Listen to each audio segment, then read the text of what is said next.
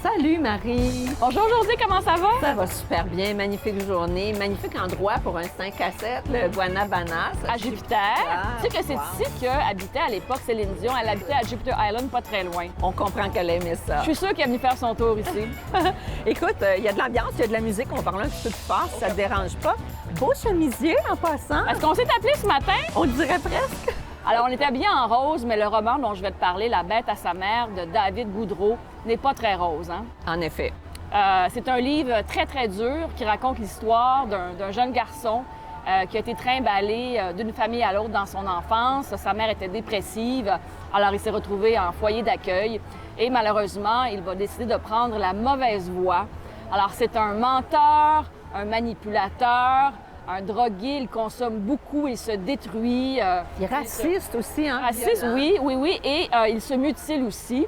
Par contre, c'est un personnage qui, à certains moments du livre, attire un peu la pitié, le respect parce qu'il est en quête d'identité, il est en quête d'amour et il cherche évidemment sa mère. Donc, c'est l'histoire de cet homme qui veut absolument retrouver sa mère.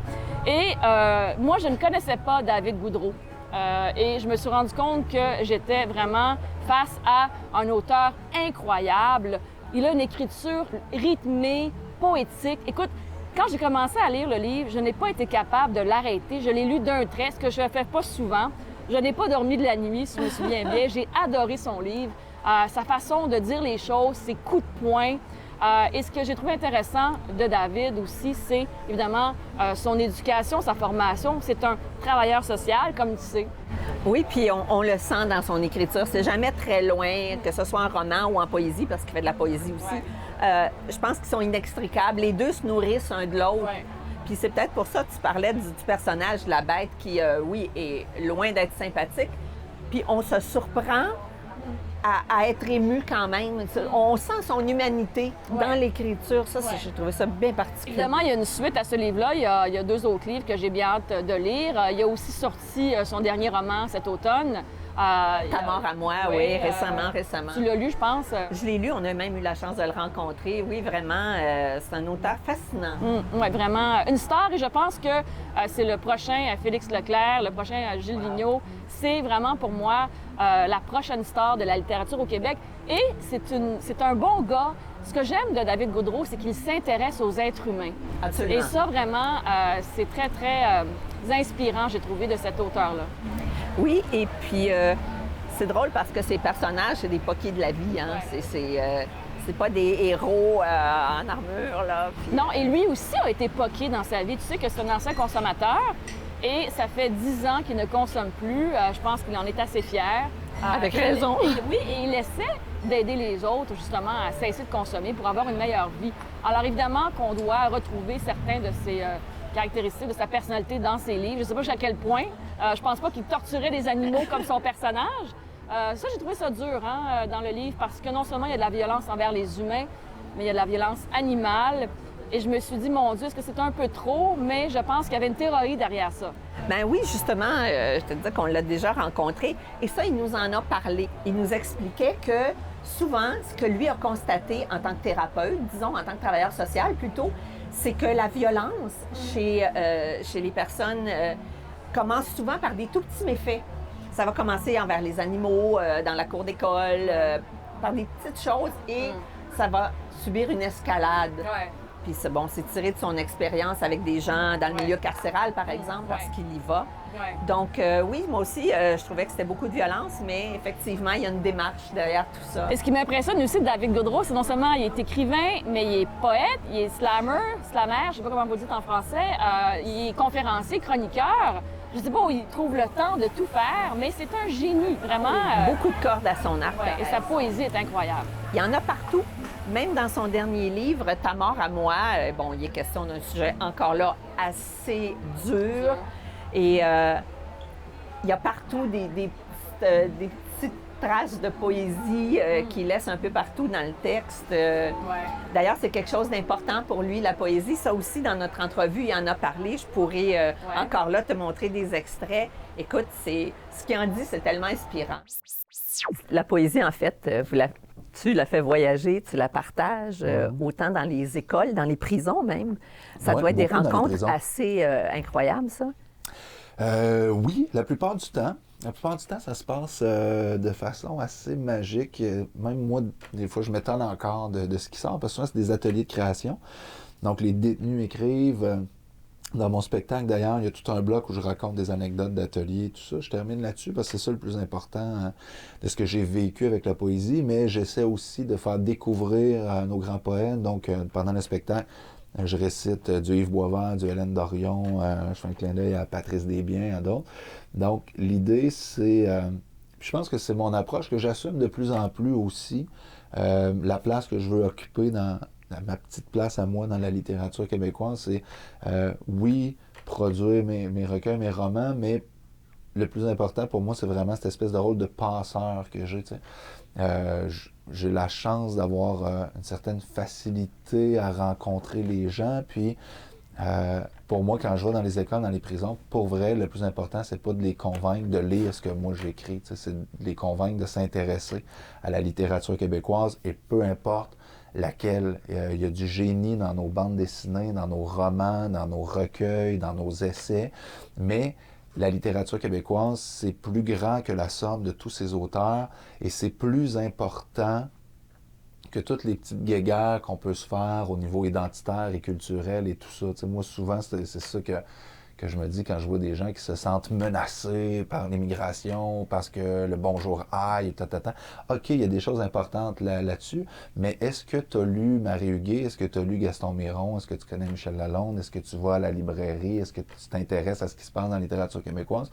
Et pour moi, ça, c'est une bataille beaucoup plus importante, parce qu'à partir du moment où on commence à se lire, à se reconnaître dans notre littérature, à s'approprier notre français du Québec, qui n'est pas que le joual, au contraire, qui est beaucoup plus riche que ça, j'ai l'impression qu'on se sent beaucoup moins menacé, parce qu'on réalise qu'il y a quelque chose de fort, puis qu'on a une vraie couleur, puis qu'on existe pour vrai, même à l'international, à travers notre littérature, de plus en plus. Donc, pour moi, il y a une richesse là, puis c'est ce que j'essaie de faire, c'est juste comme de créer la curiosité. Tu sais, moi, le spectacle, quand j'ai mélangé humour et poésie, l'idée c'était de faire rire, mais surtout de faire lire. Puis ma victime dans les spectacles, la personne que je vise, moi je la cible toujours dans le premier 5-10 minutes, c'est l'accompagnateur. C'est le gars qui est pas content d'être là, qui vient avec sa blonde prof de français, ou avec, tu sais, puis que tu vois, tu sais, qui s'assoit, puis qui est comme, bon, ben, m'a faire mon chiffre pendant 1h30, puis je suis mieux d'avoir du sexe en rentrant, tu sais. Et lui, c'est lui que je veux, tu sais. Puis la plupart du temps, ça marche. Je vais le chercher. Souvent, à la fin du spectacle, ils viennent me voir, puis hey, finalement, je me rends compte que je sais qui est Jack Kerouac, puis Miron, puis j'ai déjà utilisé ça, le mot rapaillé, puis défouré, puis tu sais. Puis là, il y a vraiment quelque chose qui se passe où, plutôt qu'arriver avec l'espèce de sceptre de la littérature, puis check comme moi je connais quelque chose que toi tu connais pas. Non, regarde, toi, moi je m'intéresse beaucoup à quelque chose dans la vie que tu connais déjà un peu, puis que sûrement que ça pourrait t'intéresser encore plus. Tu n'es pas obligé de devenir écrivain, tu n'es pas obligé de lire un livre par semaine, mais tu peux être fier de ce qui se fait dans la littérature québécoise, puis tu peux essayer d'aller en lire, puis savoir déjà que ça existe, c'est important, tu sais. Savoir qu'il y a des gens qui nous étudient un peu partout dans le monde parce qu'on a une couleur particulière, puis qu'on peut être fier de ce qu'on écrit, ben c'est intéressant.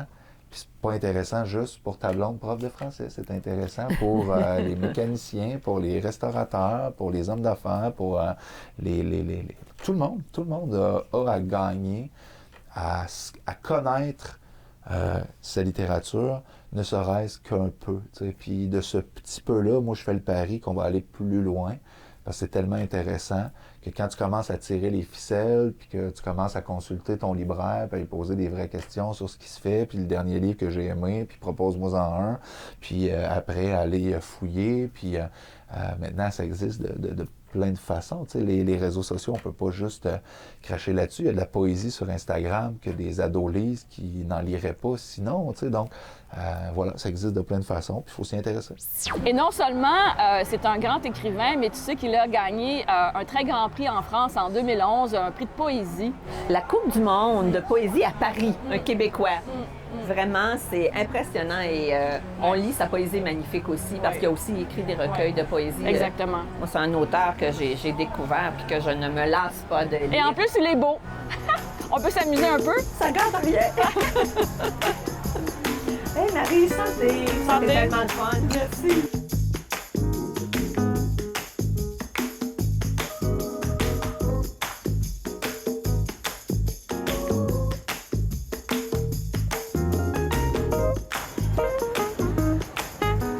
Bonjour.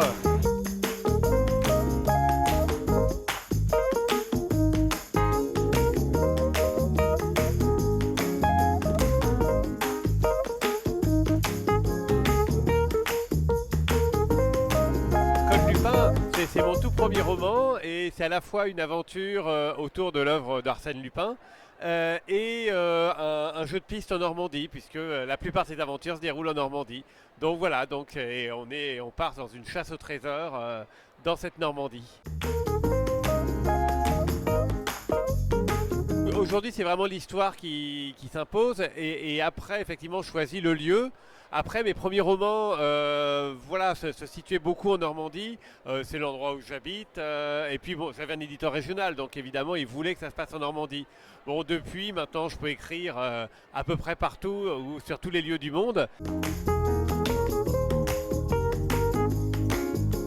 Moi, j'aime bien inventer une histoire, on va dire, classique, normale, comme tous les écrivains, et rajouter quelque chose qui soit une manipulation, un twist, comme on dit, un vrai rebondissement. Et j'adore le rajouter à l'histoire. Ça donne, j'espère, un ingrédient supplémentaire. Et voilà, c'est vrai que j'aime bien faire ça.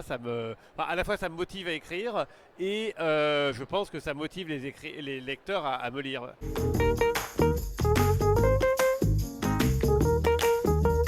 Ça a été retravaillé, disons que c'est un livre qu'on avait publié il y a 10 ans chez mon éditeur régional et il était épuisé depuis, donc on l'a ressorti là en mai et j'avais 2-3 petits détails que je voulais modifier depuis et notamment rajouter un personnage féminin qui me semblait manquer. Après, c'est aussi les retours de lecture, c'est des regrets qu'on a, et comme ce livre était épuisé, j'avais la possibilité de le retravailler un petit peu et c'est ce que j'ai fait. C'est un luxe parce que souvent on n'a pas vraiment l'occasion de retravailler les romans, et comme celui-ci, ça faisait 10 ans que pas grand monde ne l'avait lu finalement, on l'avait tiré à 2-3 000 exemplaires au départ, je me suis dit avant de l'offrir entre guillemets à la planète entière, je vais essayer de rajouter les 2-3 petits détails que je pensais pouvoir l'améliorer. En fait, c'était des ados qui enquêtaient et c'est vrai qu'il y a beaucoup d'adolescentes qui lisent aujourd'hui. Il y a notamment dans le monde de la littérature pour jeunes, il y a maintenant beaucoup d'héroïnes et du coup, il me semblait manquer une héroïne. Donc je voulais une héroïne à la fois forte, drôle, et puis dans ce roman sans famille, il y a beaucoup, j'espère, de dialogues assez drôles. Enfin, c'est quelque chose qui va assez vite, et donc je voulais un personnage féminin qui est de la répartie, qui soit garçon manqué pour jouer sur les opposés. C'est une île imaginaire, c'était mon premier roman que j'ai imaginé, et spontanément je me suis dirigé vers un lieu que j'avais complètement imaginé, ce qui était très agréable. Alors maintenant je suis un peu piégé parce que j'ai écrit sur la Corse, sur la Normandie, sur la Réunion, sur le Canada, donc les gens attendent des choses très réelles dans mes romans, attendent de voyager de façon très réelle. Mais c'est vrai que mes premiers romans, j'ai beaucoup aimé, du coup, inventer complètement les lieux. Non, j'écris toujours l'un après l'autre. Après, c'est pas vraiment 4 romans parce que Sans famille est un roman qui était déjà écrit. Après, il y a eu... on l'a trouvé plutôt joli, mais c'est le Poche qui est sorti. Donc le grand format était sorti il y a 1 an maintenant. Et puis il y a des nouvelles que j'ai publiées aussi, mais ces nouvelles là encore avaient déjà été écrites pour la plupart. Donc il se trouve qu'il y a une conjonction de sorties cette année, mais c'est pas des romans. En gros, j'écris un roman par an à peu près. Mais après les éditions, les rééditions font que parfois, on a... c'est l'avantage, c'est vrai, c'est quand les livres vivent, et donc vivent parce qu'ils sont réédités parfois sous d'autres formats.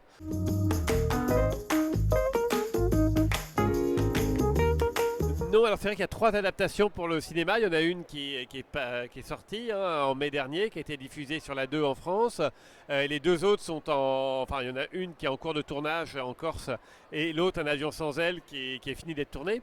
Et non, je participe pas parce que... voilà comment dire, déjà j'ai pas le temps et non, mais mon travail c'est d'écrire des livres, c'est la liberté la plus complète quand on écrit des livres et la télé c'est quand même beaucoup de contraintes et voilà, je me suis vite aperçu que j'étais mieux chez moi à écrire le prochain roman plutôt qu'à passer beaucoup de temps à essayer de convaincre des gens de ne pas supprimer tel personnage ou de ne pas couper telle scène, ce qui finissait par faire quand même de toute façon. Donc à un moment donné, voilà, je me suis dit que ma place c'était d'écrire des romans et qu'il fallait faire confiance et laisser carte blanche aux gens qui me faisaient l'honneur d'adapter mon œuvre et il fallait pas en plus que je vienne leur casser les pieds en étant l'auteur qui à chaque fois va grogner parce qu'on respecte pas ou qu'on n'a pas compris ce qu'il voulait dire.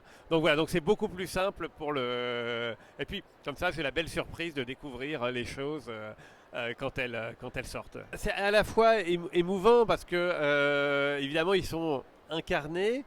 Après, moi j'aime bien jouer au jeu des ressemblances parce qu'il y a forcément des différences. L'acteur peut pas être la copie conforme du personnage qu'on avait inventé. Mais moi j'essaie de jouer au jeu des ressemblances et de me dire tiens, qu'est-ce qu'ils ont gardé, comment elle a réussi à interpréter tel trait de caractère et c'est évidemment souvent émouvant parce que les acteurs vont plus loin que ce qu'on avait imaginé parce que ils interprètent, ils intériorisent, donc ils incarnent ça. Donc c'est assez émouvant. Alors il y a des fois on est plus ému que d'autres par certains personnages ou par certains jeux d'acteurs, mais de toute façon c'est toujours assez émouvant de les voir prendre vie. Ouais. Un grand merci à vous et bon salon.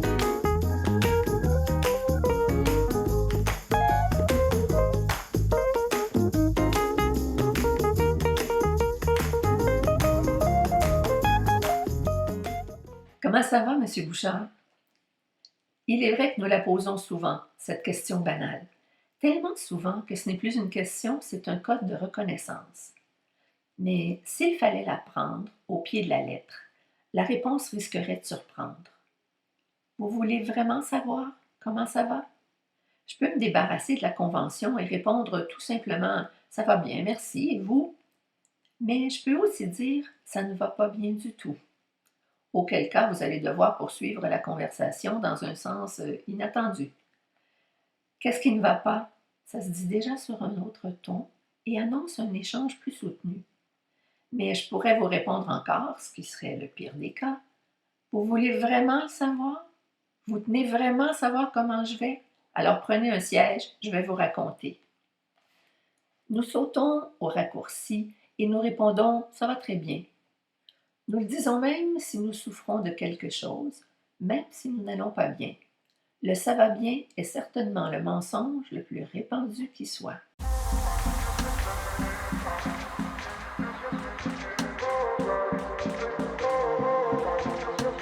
Nasha Marian, hello. It's a pleasure to have you with us. Hi, thank you. The pleasure is all mine.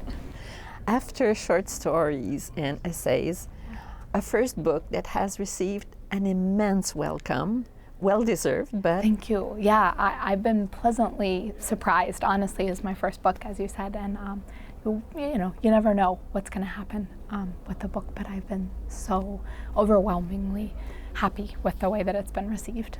Who is Jodi McCarthy?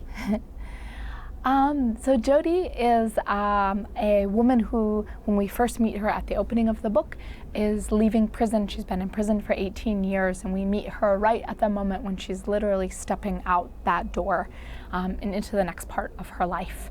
And she hasn't been on the outside of prison since she was 17 years old. And she's trying to make her way back home to her family's land in West Virginia. But first, she wants to make good on a promise that she made before she went into prison. And it's scary as well as a new world to her. So how does she cope with that?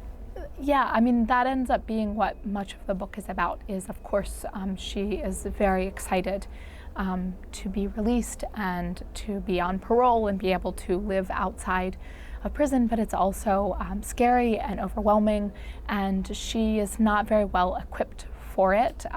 The release comes rather suddenly, and of course, because she's lived more of her life inside prison than out, she doesn't have many of the skills that we just sort of take for granted. And combine that with the fact that she now has a felony on her record. And something as simple as trying to find a job. She tries to find a job even somewhere like Walmart or McDonald's won't hire her because of the type of felony that she has, but it's a requirement of her parole that she have a job. So it's very, even the smallest things, the things we take for granted, like getting a job at Walmart or McDonald's, are tremendously difficult for her. It's a lose-lose situation. Yeah, it is. And she will meet very special people Yes. in her quest, let's say, Yes. for a new life. Yes. And the road won't be that breezy for her. No, it's not. So Jodi is one of these people who kind of naturally gathers people around her. She's very, I guess I would say, generous of spirit, in that she, even when she doesn't really have very much, she wants to share it. And she very quickly, the same day that she's released, she meets a woman named Miranda, and they end up sort of falling in love with one another. They enter into a romantic relationship, and Miranda has her own troubles, including the fact that she has 3 sons that she doesn't really quite have full custody of, and she's kind of on the run from her husband. And Jodi gathers this whole array of people.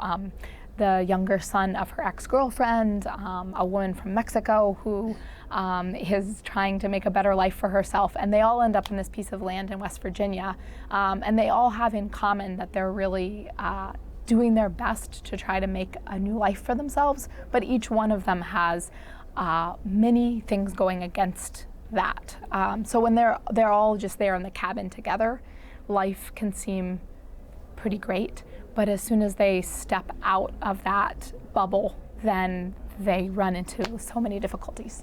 Yes, it's a clash with the normal Yes. world Yes. that they're not that familiar with. Right. Well, for Jodi, Yes, yes. as a matter of Yeah. fact, because when she went to prison, there were no iPhones, Right, no exactly. Yeah. social medias. Yes. And so Yes, to she her, went to prison in 1989, and so then it's 2007 when she gets out, and so much has changed, and she has to try to adapt.